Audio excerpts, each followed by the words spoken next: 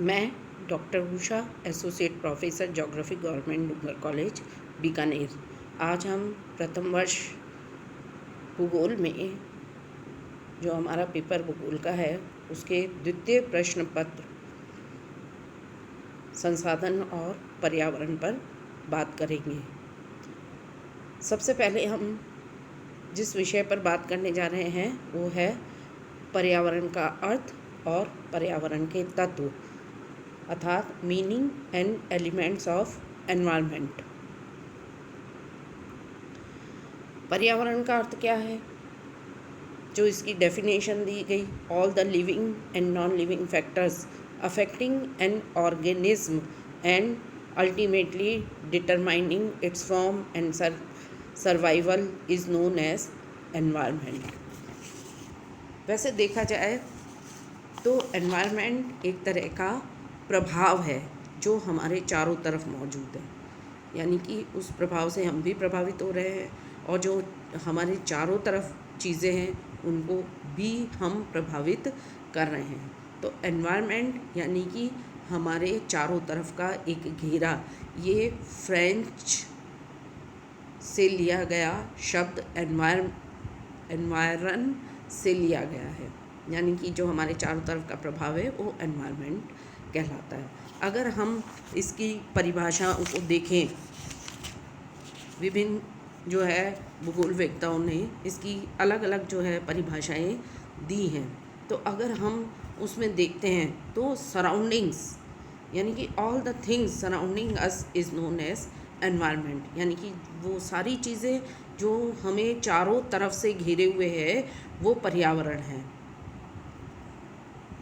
अलग अलग हर्स्कोविट्ज़, सेगो, Dudley stamps, Davis और इन सभी की जो है अगर आप परिभाषा को देखते हैं तो उसमें यही चीज़ उभर के आती है कि हमारे चारों तरफ का प्रभाव, जैसे डेविस ने हमारे चारों तरफ जो भौतिक स्वरूप है उनका प्रभाव, डडले स्टैम्स ने जो चारों तरफ का प्रभाव जो जीवों के विकास और प्रकृति को प्रभावित करता है, हर्स्कोविट्ज़ ने जो दी हमारे चारों तरफ की दशाएं एवं प्रभावों का योग, ये सब जो कि जीवों के विकास क्रम को प्रभावित करता है। तो इस तरह से अगर हम एनवायरनमेंट की डेफिनेशंस को देखते हैं तो चारों तरफ की जो चीज़ें हैं जिनसे हम प्रभावित हो रहे हैं और हम उनको प्रभावित कर रहे हैं वही हमारा एनवायरनमेंट है। तो अब चीज़ें क्या क्या है? चीज़ें जो है दो तरह से होती है, बायोटिक हो सकती है, अबायोटिक है। तो दोनों चीज़ों का मिला जुला प्रभाव ही जो है वो एनवायरनमेंट कहलाता है। अब मोटे तौर पे देखते हैं तो एनवायरनमेंट जो है हमारा चार जो है चीज़ों से बना है, एटमॉस्फेयर, हाइड्रोस्फीयर, लिथोस्फीयर और बायोस्फीयर। एटमॉस्फेयर जो कि हमारे चारों तरफ जो अर्थ है या हम गैसेस से घिरे हुए हैं वो हमारा एटमॉस्फेयर है।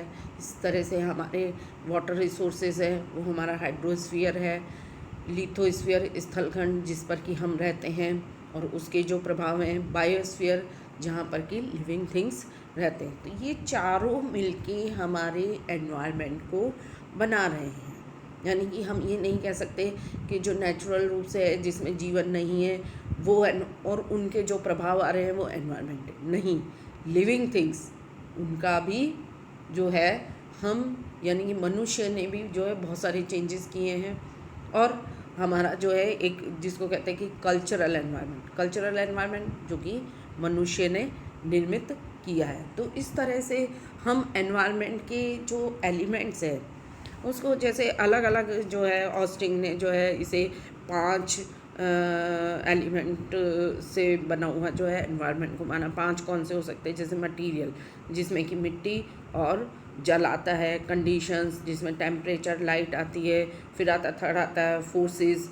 जिसमें कि वायु और ग्रेविटेशनल फोर्सेस हैं, ऑर्गेनिज्म जिसमें कि वेजिटेशन है, प्लांट्स हैं, जीव जंतु हैं, फिर है टाइम। तो इस तरह से साथ में, लेकिन मोटे तौर पे इसी तरह से जो है किसी ने इसको जो है 3 भागों में विभाजित किया, किसी ने 7 में डिवाइड किया। लेकिन अगर सारी ही चीज़ों को जो हमारे चारों तरफ है, हम हैं, उनको मोटे तौर पर हम जो है 3 जो है एलिमेंट में डिवाइड करते हैं: फिज़िकल एलिमेंट, बायोलॉजिकल एलिमेंट और कल्चरल एलिमेंट। फिज़िकल एलिमेंट जिसमें space, landform, water bodies, soil, rocks, minerals आते हैं। बायोलॉजिकल एलिमेंट जिसमें कि प्लांट्स, एनिमल्स, मैन आते हैं। कल्चरल एलिमेंट जिसको कि बनाया गया, ये भी एक इफ़ेक्ट है, जैसे economic effect, social effects, political. तो ये इकोनॉमिक, सोशल और पॉलिटिकल, ये भी जो है मेन मेड जो है एलिमेंट्स हैं। तो इन 3 चीज़ों से मिलकर ही हमारा एनवायरनमेंट बना है।